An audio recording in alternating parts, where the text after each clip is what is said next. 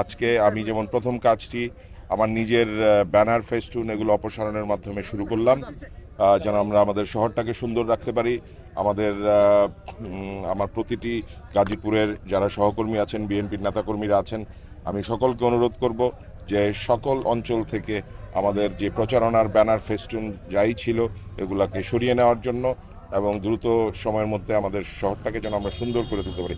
এছাড়াও অন্যান্য প্রতিনিধি যারা ছিলেন তাদেরকে অনুরোধ করব যে তাদের ব্যানার ফেস্টুনগুলোও যেন তারা নামিয়ে ফেলেন। নগরবাসীকে বার্তা দিতে চাচ্ছি যে আমরা আমাদের শহরটাকে যেন সুন্দর রাখি এবং পরিষ্কার রাখি এবং আমাদের যতটুকু আমরা নিজেরা নিজেদেরকে পরিষ্কার রাখতে পারবো, আমাদের মন পরিষ্কার হবে, শহর পরিষ্কার হবে এবং আমরা যদি ছোট ছোট করে নিজের জায়গাটাকে নিজে পরিষ্কার করে রাখি, ইনশাল্লাহ আমরা সুন্দর একটি গাজীপুর গড়ে তুলতে পারবো। নাগরিকদের উদ্দেশ্যে কি বলতে চান?